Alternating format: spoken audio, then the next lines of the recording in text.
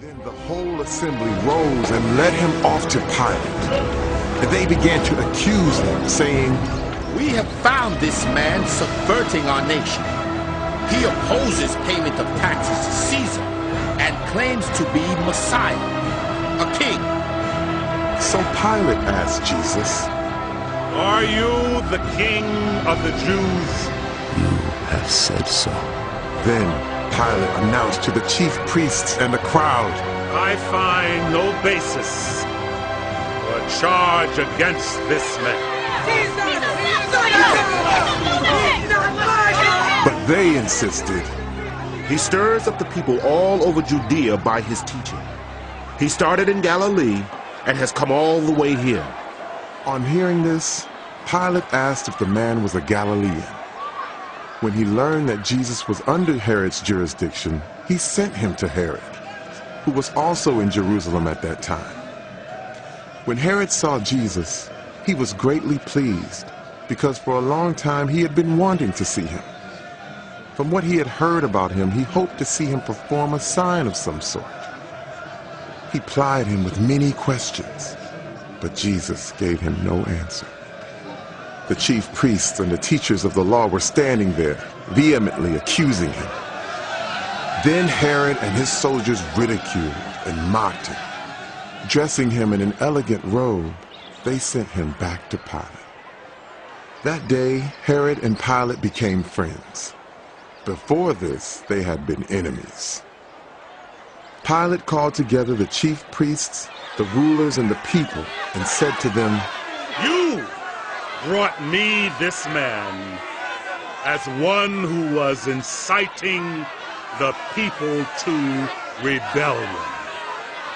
I have examined him in your presence and have found no basis for your charges against him. Neither has Herod, for he sent him back to us. As you can see, he has done nothing to deserve death. Therefore, I will punish him and then release him." With one voice, they cried out, "Away with this man! "Release Barabbas to us!" Barabbas had been thrown into prison for an insurrection in the city and for murder.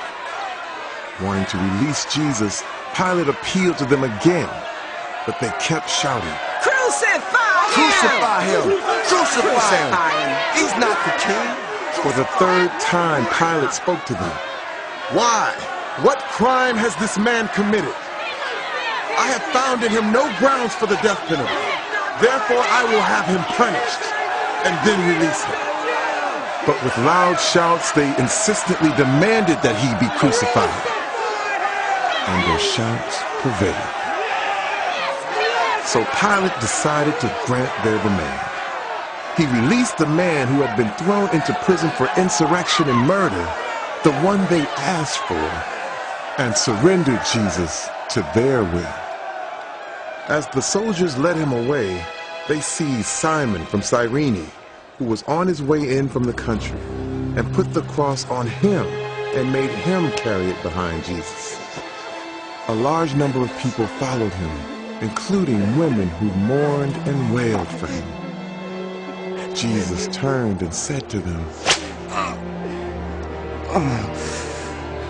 "Daughters of Jerusalem, do not weep for me. Weep for yourselves and for your children. For the time will come when you will say, 'Blessed are the childless women, the wombs that never bore and the breasts that never nursed.' Then they will say to the mountains, 'Fall on us,' and to the hills, 'Cover us.'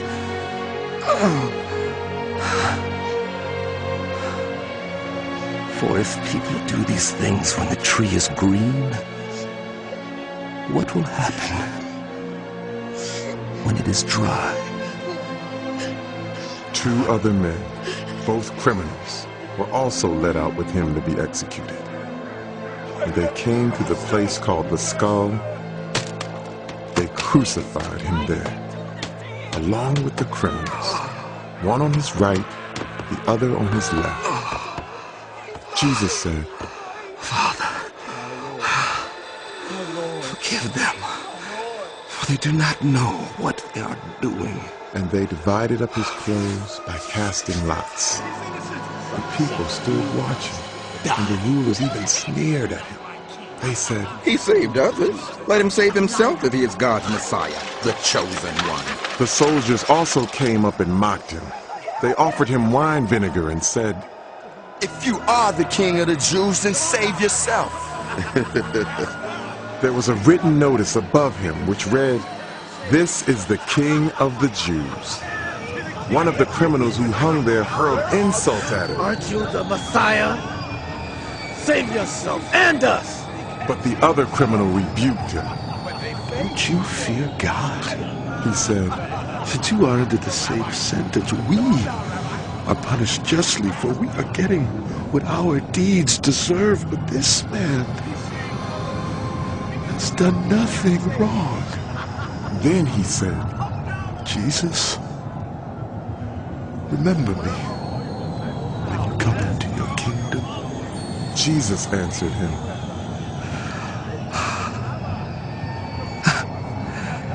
Truly I tell you, today you will be with me in paradise. It was now about noon, and darkness came over the whole land until 3 in the afternoon. For the sun stopped shining, and the curtain of the temple was torn in two. Jesus called out with a loud voice, Father,